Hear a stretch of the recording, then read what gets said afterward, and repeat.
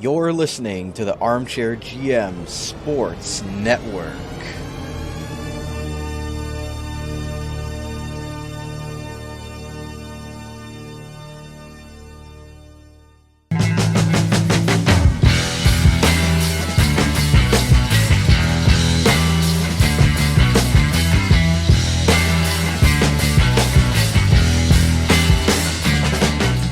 Ted Liebman here, the voice of the OHL's Niagara Ice Dogs, and you're listening to OHL Overtime, an in-depth interview show highlighting the players, coaches, and broadcasters from around the Ontario Hockey League who make the league so great. Exclusively on the Armchair GM Sports Network. Now, here's your program host, Brandon Caputo.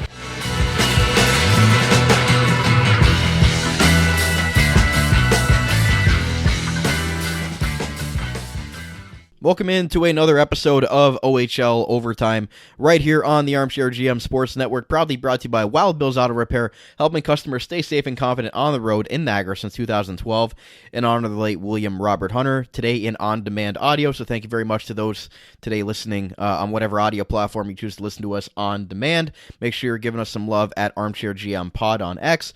As well, we are available on Facebook, Instagram, TikTok, and our YouTube channel by searching the Armchair GM Sports Network. So on today's episode, we've got part 2 of our Voices Around the OHL. On our first episode, we spoke with, from the Kingston Frontenacs, Jim Gilchrist. We also spoke with Kenny Walls from the Ottawa 67s, Zach Bodenstein from the Mississauga Steelheads.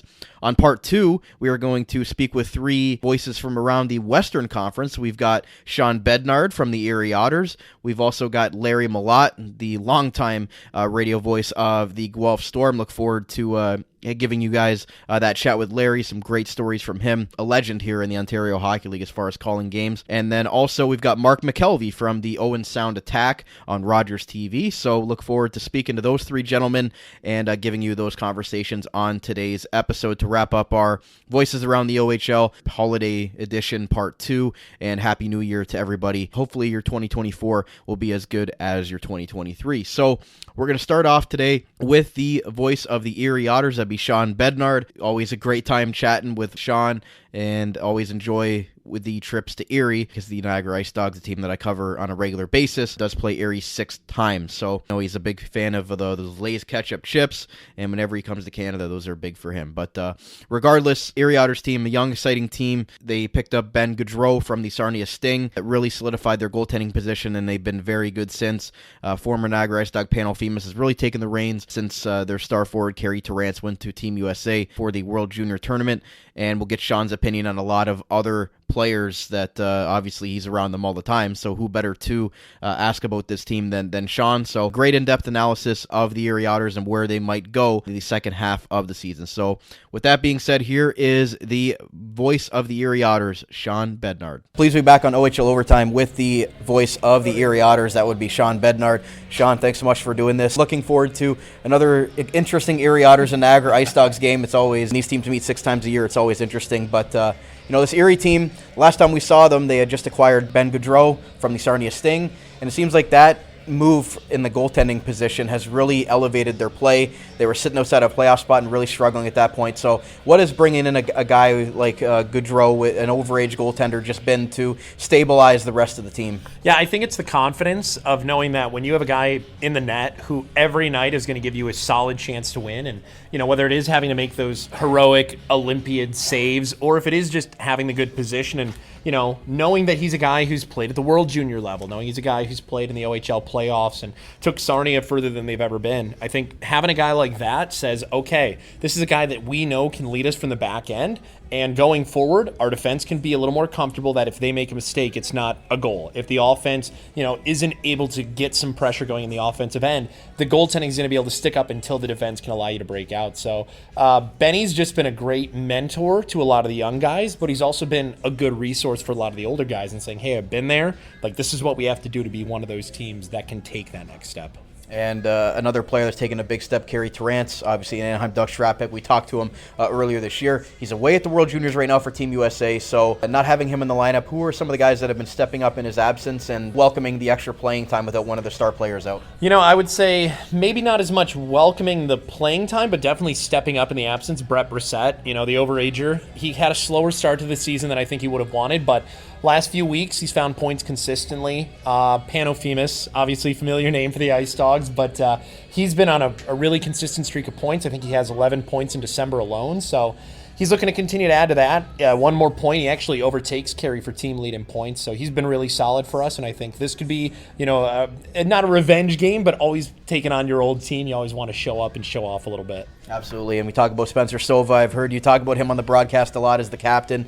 How is he leading from the back end, and how are some of the other guys responding to him? Because we always see Erie Otters have one of those great defensemen. You talk about the Jamie Drysdales of the world and Christian Kyrers of the world. They always have that one solid stud defenseman. So how's Spencer Sova kind of wrapping into that form? He's great because he's so calm at all times, and he's just one of those guys who, you look at him, he's positive. He keeps things positive. He keeps things optimistic. And I think he has such a solid professional way that he plays. It's still been mind-blowing to me the last few years that with his 2 draft-eligible seasons was not taken, even in a late round. After his draft-eligible season, didn't sign any contracts, had a little bit of time in the NHL level, but he just plays a pro-style game where, he's so calm. He patrols the line so well. He knows when to step up offensively or when to pass it off and stay back in the reserves. So I think what he does really well is you talk about offensive defensemen or defensive-focused defensemen and hybrid defensemen, but he knows situationally when he has to be what. And I think it's that consistency that kind of blends, when you have a guy like Alexi Davia who's a little more offensively focused, or a guy like Owen Johnson who's more defensively focused. He finds a nice middle ground where he can be a chameleon. And we talk about some of the defensemen, first overall pick this year, Matt Schaefer. Yep. Obviously a lot of attention and a lot of expectations on him.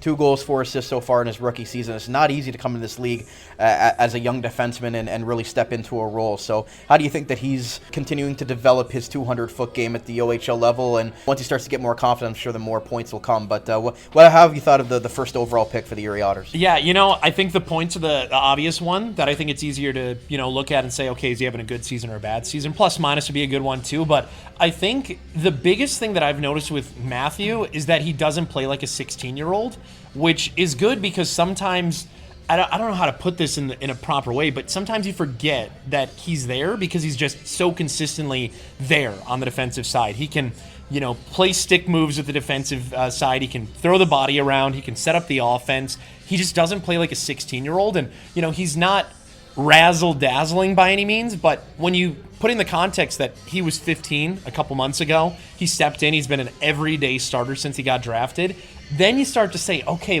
for him to be playing at the level that he is and as reliable as he is, and a lot of games he has been the best defenseman on the ice for the Erie Otters, to be able to do that as a 16-year-old, albeit the top pick, it's impressive. And I think as we continue to see, I think the offense will become a bigger part of his game. I think he has too good of a shot, and he's too smooth with the puck not to get more points. But I think he's understanding his role right now where he has to understand the speed of the game and the difference between playing with guys in his age group and playing with 20, 21-year-olds. Shawn Bednard, the voice of the Erie Otters, is with us. Shawn, talking about maybe some of those players that have been earning more ice time. Under head coach Stan Butler, who are some of those guys that have really earned his trust? Because we know if you don't play a solid 200-foot game under Stan Butler, you're not going to like your ice time. So who are some of the players he might have been a little bit harder on the season, but you start to see them starting to come around and rounding out their game that are really going to hopefully have a big second half of the year for the Erie Otters? I expect a lot from Brett Hammond for his first overall UA team pick for us. Hasn't produced the points that I think maybe he expected to coming out of his U18 year, but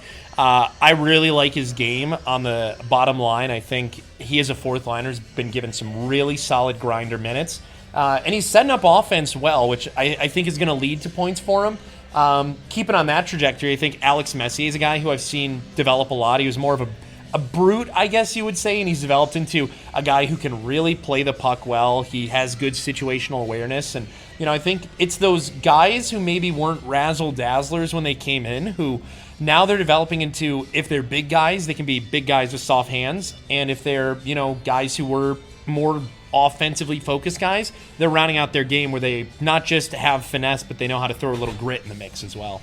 And we're approaching, obviously, the OHL trade deadline. GM Dave Brown's going to have some tough decisions to make if he decides to buy, sell, maybe stay put. Where this team is right now, 6th, 7th in the conference, is that where you would kind of have projected them coming into this year? Do you think they'd be a little bit higher, lower? And what do you think that their strategy might be come January 10th trade deadline? Man, I really do not know. I could see them trying to maybe not burn too much capital, but I would like to see maybe another third line guy, maybe another depth piece. I think those lower lines, I think there's 3 really solid lines and then 1 line where it has a kind of a mix-in of guys who are, maybe a little bit younger or guys who just don't have that skill level of the top 3 lines. So I could see a depth addition, maybe a 6th, 7th, 8th round pick moved for someone who has, decent point production. As far as splashy moves, I think Gaudreay was really about as splashy as you're going to get. I don't anticipate any blockbusters. I think they've developed a really good core. The team chemistry is really solid. I think maybe you could see, a third line guy, maybe another defenseman, just in case, you have a situation like on Thursday night where, Matt Schaefer's out of the lineup and then you're, having to run 5D throughout the entire game. So I could see maybe that. More depth additions than I think superstar additions, because I think where this team is at, they like the trajectory that they're on. They like the cohesion that they're creating. I don't think they want to shake the trees too much. Right, and lastly, they picked in the top 5 the last 2 or 3 years. Where they are in their build right now, do you see them that this is the right trajectory that they're going at right now, and that they're letting their younger players develop? They're going to be building up for hopefully a 2 or 3 year run here coming up. They've gone through the rebuild and now they're on the way up. So where do you think that you would like to see this team by the end of the year? I think a top 6 standing in the OHL Western Conference would be big for this team. I think finishing 6th in the conference would be good. I think climbing out of the basement of the division of murder here in the Midwest Division, I think that would do a lot for the confidence of these guys. And I think, we talk about it for every year since the championship run. If this team just needs to make the playoffs, and I think that would be big, and not just make the playoffs, but I think if this group of guys can win a couple of games in the playoffs, you call that a solid season. I think this is a team that's building a lot for the future. You don't have a lot of room left with guys like Martin Misiak, with Carey Terrance, so I don't say you're in a win-now territory by any means, but I would say that if you can make the playoffs, make a little noise, maybe win a series, you call that a really good season. But I think you look at this team next year, you're going to lose a few big pieces, but you have a 17-year-old Matthew Schaefer. You have an overager like Spencer Silva. I think you really like what this team could be. So I think the trajectory's been good. I think you remove a slow start to the season, and this team's probably fighting for a top 5 spot in the OHL Western Conference. But I think consistency will be a big thing.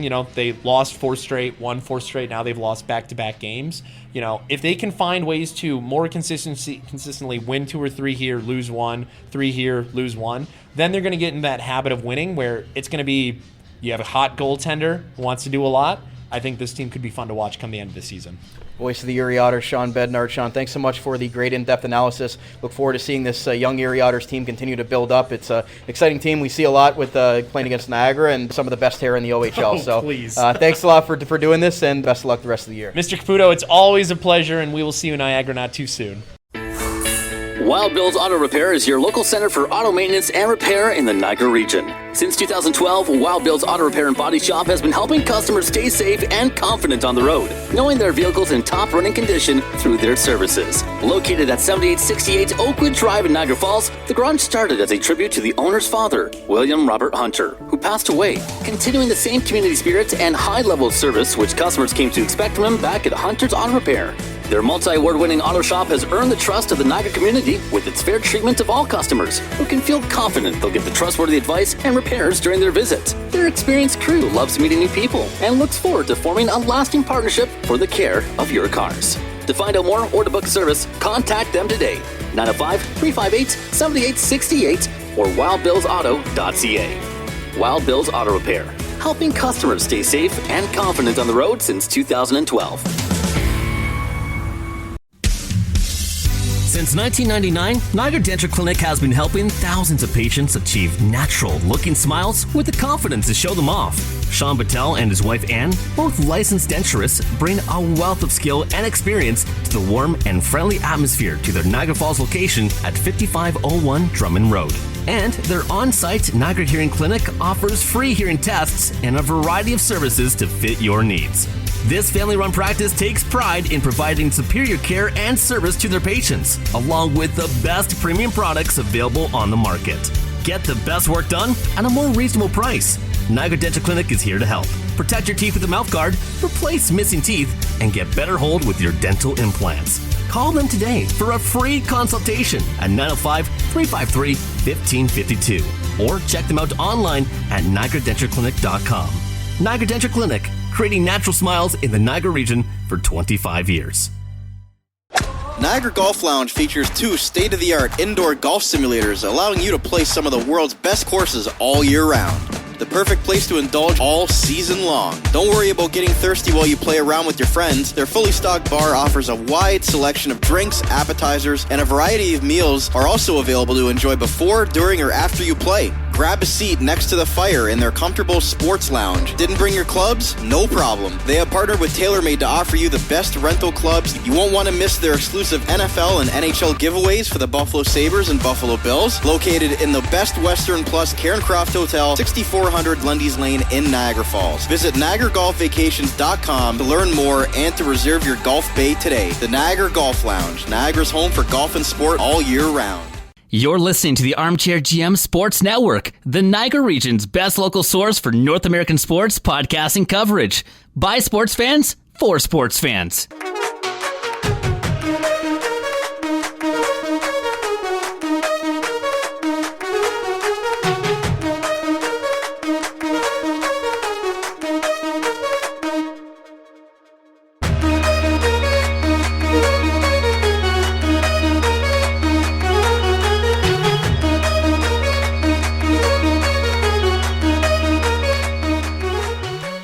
Welcome back to part 2 of today's OHL Overtime audio episode right here on the Armchair GM Sports Network, proudly brought to you by Wild Bill's Auto Repair, helping customers stay safe and confident on the road in Niagara since 2012, in honor of the late William Robert Hunter. Before the break, we heard from the voice of the Erie Otters, Shawn Bednard. A lot of good thoughts there about where that team might go in the second half and leading up towards January 10th's trade deadline here in the Ontario Hockey League. Our second interview today is going to be with Larry Mellot, the longtime voice of the Guelph Storm, and like I mentioned in the intro, just somebody that's so well respected and that's such high regard here in the Ontario Hockey League. And it was an honor being able to talk to Larry last week about the Guelph Storm. And he's just got so many great stories and just a great storyteller. So I hope you guys enjoy this part of today's episode with the voice of the Guelph Storm, Larry Mellot. Please be back on OHL Overtime with the longtime voice of the Guelph Storm on CJOY. Larry, thanks so much for doing this. The Guelph Storm team sits 4th place in the Western Conference right now. It's an interesting club. We talked about it off air, about if they might stand pat, maybe they're going to make some moves or not. But are you pleased with what you've seen so far from this Guelph team? Is this kind of where you'd think they would be, especially without guys like Cam Allen and Matt Poitras in the lineup? Well, absolutely, because if you'd asked people around Guelph, and I think around the league, maybe back in the middle of August, how they saw the Guelph Storm team shaping up, they'd say potentially a top 4 hockey team, maybe a chance to really contend, but that was with Matthew Poitras back as the number 1 center on the team and a healthy Cam Allen. And as it turned out, the Bruins kept Poitras, and as for Cam Allen, he injured the shoulder at the under-18 tournament over the summer, and then he went to Washington camp and hurt it even worse. So he had shoulder surgery on August the 30th, and we won't see him until the end of January at the earliest. And as for Poitras, well, I guess we can listen to Boston radio and watch TV games. Yeah, he's currently with Canada at the World Juniors. We'll see if he gets sent back or not. But with a guy like that not in the lineup, obviously they've had some other guys step up. Jet Luchenko is a guy that going into his NHL draft year, he's really taken a big step. Who are some of the players that, without a guy like Poitras in the lineup, that have really taken the reins of this Guelph Storm team and helped them be so successful this year under Chad Wiseman? Well, Jake Carabell has developed into a number 1 center, and he's a guy who played a lot of wing last year, and they envisioned him maybe playing on the wing a bit more this season as well. But he's played a solid 2-way game for them. Jet Luchenko has just really elevated his game. I know scouts liked the look of him last year, and I think he was rated maybe in the C territory, and that's where you're drafted 5, 6, 7 round. Now he's up to B and borderline A, and there are teams that might might consider taking him in the first round. Well, a good example is the last game they played in Flint, a hockey game they won 3-2, and Jet Lachenko assisted on all 3 goals, and he's been a big factor for the hockey team. A recent acquisition on defense, Tommy Budnick, has helped solidify a younger defense with Allen out of the lineup. Michael Bushinger, the one solid veteran in there. But as I look up and down their lineup, they could have both goaltenders back next year, 7 defensemen, including an overager, 9 forwards, including a couple of overagers. And with that type of roster, I don't think you want to do a lot of tinkering come trade deadline time. Maybe a little bit of a move here and there, but they're not prepared to really ship off some of this good young talent like a Jet Lachenko. And some of those young players you mentioned, another guy that comes to mind when I see him is Will McFadden. I watched him at the OHL Combine, and he was at the top or near the top of every single category for all the different skills tests that they were doing at the Combine. What have you seen from Will's development, obviously playing a bottom 6 role, and some of those other younger players that have really taken a step forward and really guys that are going to be the next great Guelph Storm players for years to come? Well, as I've watched Will McFadden's game come along, too, the first thought that occurred to me is, man, I hope you are fast and skilled because you're small. And he is very much a smaller forward, but he is also kind of a little bit thick-set body and a stronger type of kid who can roll off the hits. I don't think I've really seen him punished in a check yet, and did see him score one of the prettiest shootout goals that I think I've seen all season in defeating the Sioux Greyhounds 3-2 just before Christmas time. So he's a guy that Guelph fans are really enjoying watching play because of the way he plays the game nonstop. He's a guy who never takes a shift off. Larry Mellot's with us. Talk about the defense a little bit. Michael Bushinger, he's the one guy that's been back there stabilizing things while Cam Allen will hopefully be back in the new year sometime. But who's really stepping up on the defensive end? It's a great defensive first team that leads to great offense under Chad Wiseman, and we talked to assistant coach Daniel Fitzgerald about how they're a great puck possession team as well. So what do you see from the back end and why they've been so successful in front of Braden Gillespie? Well, Michael Bushinger, for one thing, you count on him for about 30 minutes or so, and a really good, big, overage defenseman in Chandler Romeo. And they picked up Braden Hislop over the summer, another overager on defense who had the long playoff run last year with North Bay. And that always helps when you've got players on the roster that can pass along what it takes to win. And in Hislop's case, a very good North Bay team last year. And young and developing players, Zach Sandu was one I was really starting to like the way his game was coming along. And then just one of those unfortunate fluky injuries, and they've had a few of them on defense. Besides Cam Allen, Quinn Bouchane, their first-round pick from a year ago, broke his wrist at the Under-17 tournament in PEI. And in the case of Zach Sandu, he'd scored in 2 or 3 games, I think it was. Then he played a game against the Kitchener Rangers, and it can get rough and tough and mean and physical when the Rangers and the Storm play. But his injury was kind of a fluky thing. He had a hold of one of the Ranger players. They fell to the ice together, and he just landed on his shoulder in a way that is keeping him out of the lineup, and he maybe returns around the same time as a Cam Allen. So you start to add up some of these young defensemen and the way they look. And another really good one is Ryland Singh. I should mention him. He is quick, good with the puck, sees the ice incredibly well. Just another guy who needs to beef up and strengthen up a bit. But sometimes when you get into the injuries, the illnesses, the suspensions, other guys have an opportunity to step up and show their game. And in the case of Singh, he was targeted for maybe playing a lot at the junior B level in Ayr. But as a result of all of the injuries, he's seeing a regular shift, so that is speeding up his development. And the defense is really good. If you look at the numbers, just go by the numbers, the Guelph Storm have given up the fewest number of goals in the league. And certainly overall defense has been a key reason for success that's keeping them within range of finishing in a top 4 spot.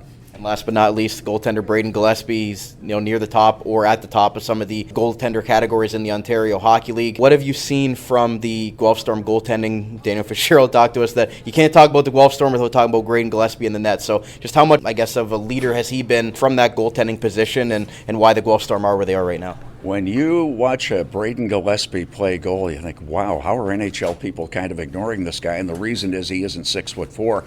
All he does is stop the puck and compete. Now, what do you expect from a goaltender? And this guy makes incredible saves, and he makes them look easy. And when your goaltender is playing as well as he has, that confidence starts to spill over into 18, 19 other guys. They know they can count on the goalie to make the big save. Braden's background is a little bit in baseball, too. He played shortstop for the Junior Jays. And if you watch the glove hand, you think, okay, now it starts to make sense. And as a matter of fact, there was one play a few weeks ago where he took a bouncing shot, 2 or 3 skips into the glove hand, and I really expected him to straighten up and throw it to first base. Yeah, absolutely. That glove hand, you can definitely see that he's definitely a good ball player. But lastly, Larry, before you let you go, this Guelph Storm team, like 4th place right now. It's a tough Western Conference this year. They got some high-powered offenses to go up against in the Sioux Greyhounds, Kitchener Rangers, and even if London Knights can get things figured out. Where is this kind of where you had expected the team to be? And if they don't make any moves at the trade deadline, are you confident that what we might see from the Guelph Storm in the second half is going to be good enough come playoff time? Well, where I envision them finishing is in the 4th or 5th territory, just high-scoring hockey teams in Sault Ste. Marie and with the Kitchener Rangers in particular. But what can happen come playoff time? And we just talked about the guy who can make the difference. Incredible goaltending. It brings me back to 2005 and the London Knights. And we played a game in London on New Year's Eve that was a scoreless overtime tie back before we had the shootout. And I think Adam Dennis stopped maybe 45 shots. And I was watching Dale Hunter at the bench thinking, we're really good, but that guy can maybe beat us. So, of course, at the trade deadline, Adam Dennis wound up with the London Knights. That's just an example. Really good goaltending can steal playoff games, and we'll just wait and see what happens. Absolutely. So, the longtime voice of the Guelph Storm, Larry Mellot on CJOY. Thanks so much for doing this. Appreciate the great in-depth analysis of the Guelph Storm, and it's a fun team to watch and look forward to what they're going to do in that tough Western Conference. It's going to be a battle down the stretch. Oh, it most certainly is. Thank you. In the Niagara region, Global Pet Foods is your destination for premium pet nutrition and caring expertise. Whether you've welcomed a new furry family member or need advice on top quality nutrition, their dedicated staff is ready to help. Discover why Global Pet Foods' lesser-known premium brands outshine the big corporate names. Their team's passion ensures your pet's health and vitality. Check out one of their locations today, 3643 Portage Road in Niagara Falls, 160 Highway 20 in Font Hill, or 400 Scott Street and 344 Glendale Avenue in St. Catharines. Global Pet Foods, where premium brands and caring staff make the difference. Are you looking to hire? Let the Niagara Employment Help Center save you valuable time and money by making your hiring process easier. Their services include free job postings in-house and on their website, fill job vacancies quickly and efficiently, access to a bank of potential employees, reduce employment costs, and financial incentives may be available to offset the cost of new hire training. Check out the website at ehc.on.ca or call 905-358-0021 for more information. The Niagara Employment Help Center, helping people find work since 1983. J&L Flooring is Niagara's specialty flooring and design company. They take great pride and provide elite customer service and support. With a beautiful showroom, great pricing, and a wide variety of truly unique products, J&L Flooring is your specialty flooring and decor boutique shop. All of their products are environmentally friendly and responsibly produced so you can feel good about your flooring choices. Their goal is to build authentic relationships based on honesty and integrity that they foster with respect and authenticity. Offering a unique and wide range of quality products presented by a knowledgeable and patient team, they simplify the process to make your life easier and to make your home more beautiful. Visit them at 4424 Montrose Road in Niagara Falls or find out more at jnlflooring.com. If you think you can get a better deal anywhere else, you don't know Jack at J&L Flooring. You're listening to the Armchair GM Sports Network, the Niagara region's best local source for North American sports podcasting coverage. By sports fans, for sports fans.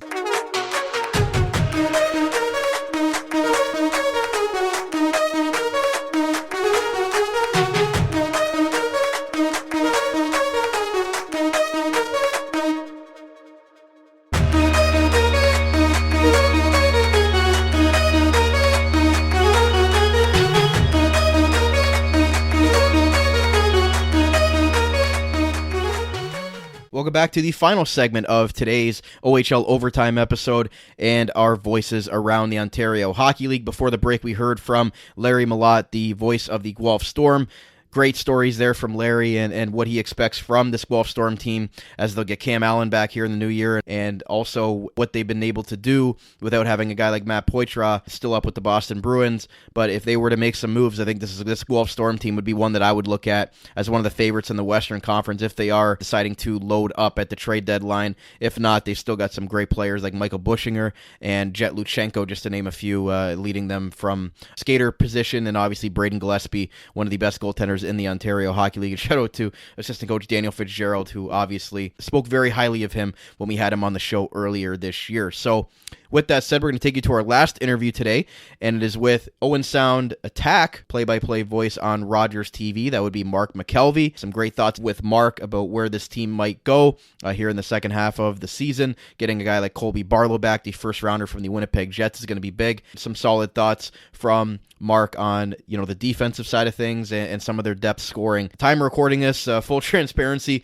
the Owen Sound Attack had made a move after Mark and I had our discussion. So the Owen Sound Attack went out and actually got Connor Smith, a defenseman, and as well Sam McHugh, forward from the Peterborough Petes. So they went out and made a trade. So that's what happens when you pre-record these episodes, but it is what it is. So regardless, great thoughts from Mark, and we'll take you to that right now. Please be back on OHL Overtime with the play-by-play voice on Rogers TV for the Owen Sound Attack. That'd be Mark McKelvie. Mark, thanks so much for taking the time to do this. Coming out of the holiday break, everybody's ready to go. Owen Sound obviously coming off those 3 tough losses right before the break, but they're sitting 6th place in the Western Conference right now. They made a coaching change, so there's been some news going on here in Owen Sound. Where do you think that the team's outlook is as we approach January 10th's trade deadline? I'd like to think this is the kind of team that might be looking to buy, but it's really hard to say. I mean, coming into the season, the expectations were sky high, and why wouldn't they be when you've got the firepower that they've got, when they're healthy at least, when you've got Colby Barlow, Servac Petrovsky, Cedric Gaindahl, and then overagers like a Denny Gore, Sam Sedley on the back. I mean, the group is there, but they've had their struggles. And at this point now, you mentioned it, sitting 6th in the Western Conference, and you're looking what's in front of you, and can you match those teams that are meant to be contenders and look like they are the strength of the West? It's hard to say, and I think Dale DeGray's got some real tough decisions to make right now. I still look at this team from a positive outlook, though, because I mentioned it. Those pieces that they've got, plus some young players that are certainly starting to grow. And, Carter George is still in the midst of his rookie season, and he's growing with each passing game. He's got the second-best save percentage in the league coming out of the break. I mean, they've got the pieces there. I'd like to see them buy because you know what? They're not going to have this group next year, that's for sure. You might get a Colby Barlow back if he doesn't make the NHL, but I expect a Cedric Gaindahl likely to sign with the Montreal Canadiens, and then big part of the team is the overagers. So you're a veteran-heavy team. I think you have to buy. So we'll wait and see what Dale DeGray does, but I hope the vibes are positive enough that he feels this is a team that deserves to at least have a shot. And talking about Colby Barlow, obviously the Winnipeg Jets top round pick. I mean, he's a guy that's only played half the games, but what is having him back in the lineup been like for this team, and just giving them a little bit extra juice, having a leader like that? We talked to Gavin Bryant, who's now on the Niagara Ice Dogs, and he talked about how important in his development Colby Barlow was. He was his roommate and things like that. So just having him around the team and back in the lineup, how key is he to this lineup? It's going to be absolutely huge, right? I mean, he's maybe, in my opinion, the best goal scorer in the league, and if you don't think that, he's probably 1 or 2, right? So getting him back in is just, it's like adding that secret weapon, which it's not much of a secret, though, but yeah, he still finds ways to score. But it's the leadership. I'm glad you brought that up, and Gavin would know it really well. I mean, there's not very many players in this league that in their 17-year-old season get named captain. His leadership skills, they go from beyond the room right onto the ice. You just watch him when he's out there. He commands respect, right? And I think getting him back will be a big lift, a big boost to this team. He wasn't around the team all that much through his injury at times because he had to go see some specialists, and he wasn't necessarily always up here in Owen Sound. So I think just getting him back in the room, that makes a big difference. Plus out on the ice, right? It just opens up some space for some others. What's nice is in the meantime, the power play has been red hot. It's been great all season long. Comes out of the break 2nd or 3rd in the league, and they're getting it done without him. You imagine adding him back out there on that right side, letting those one-timers go. I'm looking forward to it, but his leadership is a big reason for why he's going to have a long pro career, in my opinion. And what's been the emergence of Denny Gore this year, obviously leading the team in points? What have you really seen from him in his growth from last year that's elevated him to be the catalyst in the offensive side of things? I know Colby Barlow has basically a point a game, but he's played half the game. So Denny Gore leading the team in points right now. It's been the key to his success as somebody that obviously covers him every game. Yeah, I think for Denny, last season he was on this pace early in the campaign and he got injured. He took, can't remember exactly what it was, but a blow to the face and ended up having to wear a full shield the rest of the year. And I think he kind of just lost a step. I don't know exactly what it was, but I don't know if it was kind of just kind of between the ears enough. But he never got back to that style of play that he was playing early in the season that was allowing him to have success. He's so crafty out there. He thinks the game at a pretty high level, and he's got a great shot. He's really effective in all areas. I mean, he's got 3 shorthanded goals at Christmas time, and then again, he's a threat in all situations. So I think for him, it was coming back in his overage season and probably being pretty determined to try and get himself a pro contract. I think that's what it is. And also at least having that knowledge from the year before that, hey, I can be an elite player in this league, and maybe I got away from my game. Maybe that injury was just throwing him off a little bit, but he has been one of the best players from start to finish. I don't think he's had many off nights, which has been a big plus, and that's what you need from your overagers, right? I mean, Ethan Burrows is another example of an overager who I think never has a bad game, and even on nights when the offense isn't going, you see him giving his all, and he contributes in a lot of areas. So, and that didn't even mention Sam Sedley, right? I mean, he's one of the best defensemen when it comes to offense. So they've got a real good group here, which is why, like I said earlier, Brandon, I do hope they at least try and add to this team and make a little bit of a run for it, because you don't get 3 overagers like this each season. Mark McKelvie's with us. Mark, talk about the defense a little bit. They might not have 3 or 4 dynamic defensemen, but they get it done. They're very responsible in their own end. New head coach, maybe instilling a little bit different style. What have you seen from the D-Corps that's helped them be so successful? And obviously they're getting it done. They might not be putting up the high-end points, but they're doing all the right things responsibly in their own end. Yeah, you mentioned about the coaching change. Assistant coach last year was Jordan Hill, and he worked very closely with the D.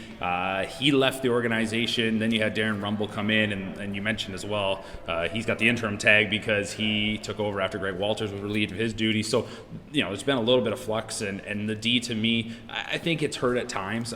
You talk about the D, and it's not filled with any studs, but they're all capable OHLers, and I think at times guys just kind of maybe end up in roles that aren't necessarily where they're meant to be. That said, the one man that's really stood out for me on the blue line is Teos Jordan. He's really emerged as a big shutdown D-man who's also starting to find a little bit of an offensive touch going into the break, which is nice, but that's not his game. I mean, he's just under 6 feet tall, but he plays like he's 6'4". He finishes every check. He's hard to play against. He's clearing the front of the net. So a player like that, I think, has seen this opportunity, a guy that maybe never would have got that opportunity to be in that top pair role. And here he is, relishing in it. So a guy like that, I think, is a good example for the rest of the D that, if these opportunities are there, you're going to need to make the most of it. I do think it's one area that Dale DeGray will need 100% to address if he's hoping this team can make a bit of a playoff push. But like I said, they're all capable OHLers. So it's nice that you've got guys that, if you need to move somebody up or down, you have that flexibility. Christmas has passed, but is that kind of where you were going with it as far as if Dale DeGray was to go for something underneath his Christmas tree, be, adding a defenseman maybe at the trade deadline, if they are going to go for it, as you said? I hope Santa comes late, right, and brings him a D-man. It's easier said than done. We know that, and I'm sure the asking price, especially when teams know around the league what everybody needs, and I think for the Attack, it's probably no secret that they'd like to shore up their defense, but I think that's what they need. They can get a veteran, a bigger body. I look at a player like James Petrovsky, he's got that frame out there, but I think even for him, it's not maybe necessarily natural for him to be that mean defenseman. He can make a great first pass, and he does a lot of good things for this team, but if you could get a guy maybe of his frame, who is mean to play against, you don't need to worry about the offensive side of things when you've already got players like Sam Sedley out there, that would be the perfect guy. In a dream world, of course, and I think that's probably got to be number one, top of mind. If that's what they want to add at the trade deadline, it's probably got to be a D-man. After that, just a little bit of depth up front. The goaltending, I think, is great with Carter George. You've got Corbin Vaudry, who's a veteran in this league now, as a backup, can step in at any moment.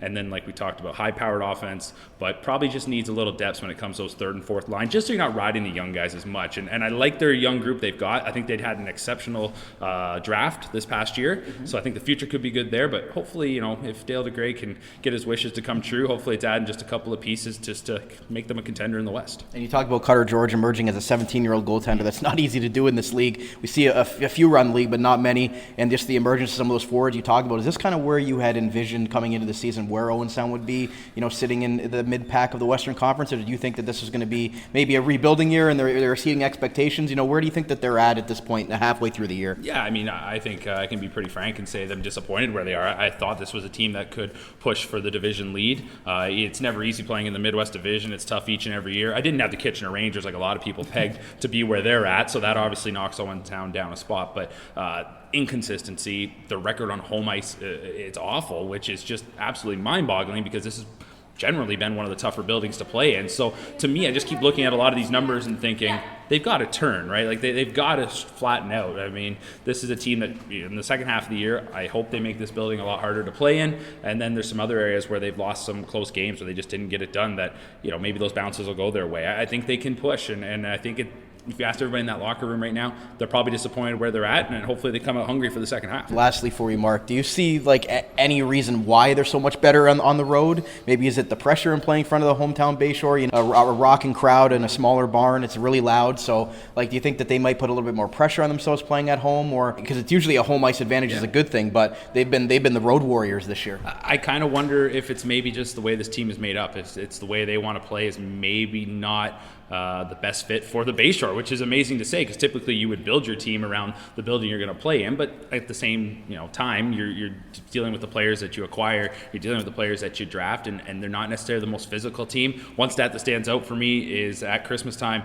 they've had the fewest power play attempts, but they've also been shorthanded the fewest times in the league, which tells me again maybe they're not mixing it up the way you'd like to see, at least way teams have in the past here at the Bayshore. Usually it's a blue collar group and it's a lot of crashing and banging out there. That's not necessarily their style, so maybe they need to find a little more of that grit as the season goes, but that's probably one of the reasons I dropped for the lack of success here. And the other reason again is just the longer it went on and these droughts here on home ice. I think to your point that you brought up, I think it's just something that kind of crept into their minds a little bit. So getting a refresh after the holidays, I think this is a team that can turn the corner and at least make some noise in the second half of the year. Mark McKelvie, TV play-by-play voice for the Owen Sound Attack on Rogers TV. Mark, thanks so much for the great in-depth analysis, and it's unfortunate that Niagara's only in Owen Sound once a year. I enjoy coming to the Bayshore, and it's always a great place to play, so thanks for doing this, and look forward to seeing where Owen Sound's going to go in the second half of the year. Absolutely, thank you. Thank you to the play-by-play voice on Rogers TV for the Owen Sound Attack, Mark McKelvie, for those great thoughts, and as I mentioned before we played the interview, the Owen Sound Attack did go out and make a big acquisition of defenseman Connor Smith, the Anaheim Ducks prospect, as well as Sam McHugh from the Peterborough Pete. So it looks like whatever Dale DeGray decided to do, thought he needed to upgrade there with a defenseman and a forward, as Mark kind of alluded to there, that they would be kind of looking at acquiring a defenseman. So with that said, that's going to wrap up today's OHL Overtime episode. Thank you very much to the three gentlemen we spoke with today: Shawn Bednard of the Erie Otters, Larry Mellot of the Guelph Storm, and most recently Mark McKelvie of the Owen Sound Attack. And that'll wrap up our holiday edition for Voices Around the Ontario Hockey League Part 2. Hopefully you guys enjoyed both those parts, and we're going to continue to bring you more OHL interviews as the season goes on and as we go into the playoffs and the Memorial Cup. So thank you very much to those today tuning in on-demand audio, and give us some love on whatever audio platform you chose to listen to us today. The proud show sponsor of OHL Overtime is Wild Bill's Auto Repair, helping customers stay safe and confident on the road in Niagara since 2012 in honor of the late William Robert Hunter. Until next time, my name is Brandon Caputo. You can follow me on X at @bcaputo_AGM, and you can follow the podcast at Armchair GM Pod. We'll talk to you again very soon. You're listening to the Armchair GM Sports Network.